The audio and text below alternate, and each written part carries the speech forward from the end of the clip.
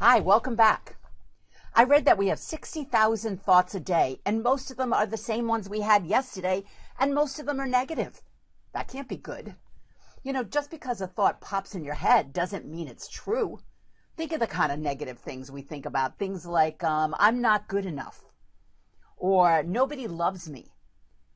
Those two thoughts are so prevalent because most of the population of the world has thought those thoughts at one time.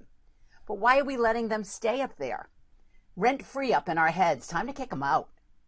The best way to kick out some negative thoughts is to ask yourself another good question. The best question for this is, what am I grateful for? Now, you've heard that a million times. Everybody quotes this. Everybody says you should be grateful, and some days you don't feel all that grateful, but I'll tell you why asking this question really helps.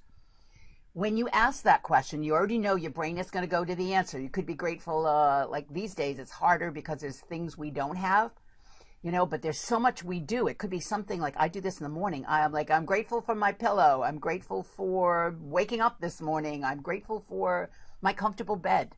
I'm grateful for the breeze coming in my window. It starts me off on the right place. And what it does do is it doesn't allow me to go negative, because your brain cannot think of opposite thoughts at the same time. Who knew, right? This is a great app for the phone that is you.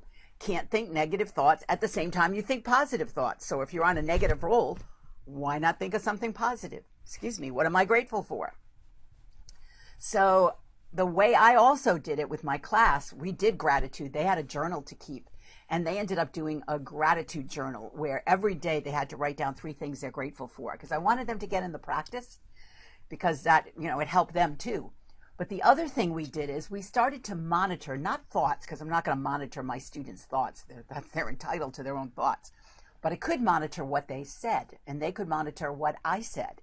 And every time somebody had a negative negative statement, we would take a jar like this. I'll put this right here on my laptop. And if they said something negative, they'd come in, plunk in a penny. Another person came up, another penny, another penny. If I came up with something negative other than what I was teaching, I'd put in a quarter. Every class had a jar. At the end of the semester, it would be donated to whatever charity they wanted. I found this one in my office today. I still had it. It's LLS, the Leukemia Lymphoma Society. So one class was donating to them. What it does is it ups your awareness. You start to realize that maybe you're saying a lot more negative things than you thought. Now, you would think to yourself, all right, with a class, how's that going to matter? And I wasn't sure because, again, no one's ever taught a class like this before.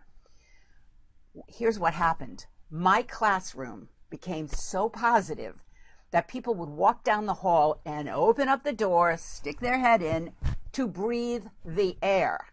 Breathe the air in a high school classroom. Why would anybody do that? That didn't happen in my math class, right? They felt the positive vibes, and it's more to it. They say everything is energy.